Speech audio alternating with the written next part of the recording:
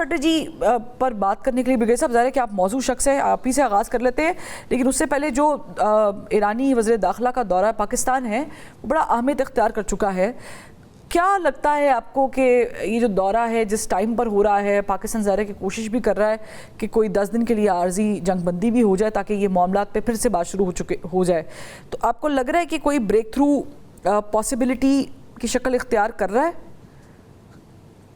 جی بہت شکریہ. دیکھیں لائٹلی ہے, اور دیکھیں کہ یہ آلدو یہ دورہ پہلے سے طے تھا, لیکن جس ٹائم فریم میں یہ ہو رہا ہے اس وجہ سے دیٹ از ویری امپورٹنٹ, کیونکہ جس طرح ان کی ملاقاتیں ہوئی ہیں, پرائم منسٹر سے ملے, فیلڈ مارشل سے ان کی ملاقات ہوئی ہے, اور اس کے بعد انٹیریئر منسٹر سے ملے ہیں.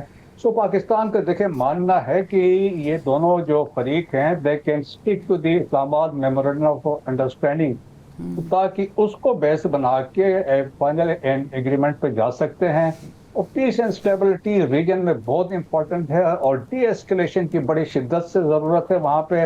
اور پاکستان نہیں چاہتا ہے کہ جو خطے کے ممالک ہیں, جی سی سی کنٹریز ہیں, اور وہ ان کی انوالومنٹ ایسی ہو جائے ایران کے ساتھ, اور جس طریقے سے وہاں سے اسٹرائکس ہو رہی ہیں, تو اس سے پاکستان ایک آپشن ہے. جس طریقے سے بھی بات کی گئی ہے کہ پاکستان یا قطر کی بات کی جا رہی ہے کہ 10 days سیز فائر کی بات کی گئی ہے, اور ہم نے ایک اسٹیٹمنٹ مارکو ریبیو کی طرف سے بھی سنی کہ انہوں نے بھی کہا ہم بات چیت کے لیے تیار ہیں. فارن آفس کے جو اسپوکس پرسن ہیں ایران کے, انہوں نے بھی بات کی ہے. سو میرا خیال میں دیکھیں اگر یہ نہیں کریں گے تو یہ جو کاروائیاں ہیں یہ چلتی رہیں گے, sort of a tit for tat کا ایکشن ہے وہ چلتے رہیں گے.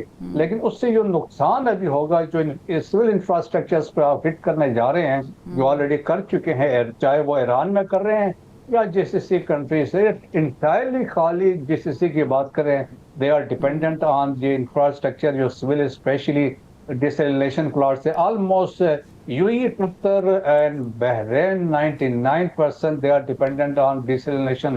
اوور آل دیکھیں تو 80% ہے, اور اس کے علاوہ جو گیس کے پلانٹس ہے یا آئل کے انسٹالیشن سے وہ بھی ٹارگٹ آلموسٹ ہو سکتی ہے. ایون پاس میں ہم نے دیکھا قطر میں جو ان کی ایک انسٹالیشن ہٹ ہوئی ہے, تو قطر نے خود کہا تھا they will take 5 years to repair and start production. تو that is the implication ہے. تو میرا خیال اس پوائنٹ آف ویو سے ایک تو ابھی رینج بڑھ گئی ہے, باب المندب کی ایکٹیویٹی بھی جنریٹ ہو چکی ہے. سو ایک ایسی بات ہو رہی ہے کہ if things اگر ابھی نہیں رکے گی تو it can go spiral out of completely out of control, جس کے پھر کانسیکوینسز اچھے نہیں ہوں گے خطے کے لیے. ٹھیک, یعنی کہ ظاہر ہے کہ بہت ہی زیادہ کمپلیکیشنز بڑھتی جا رہی ہیں. اچھا, میں before I go to ambassador صاحب,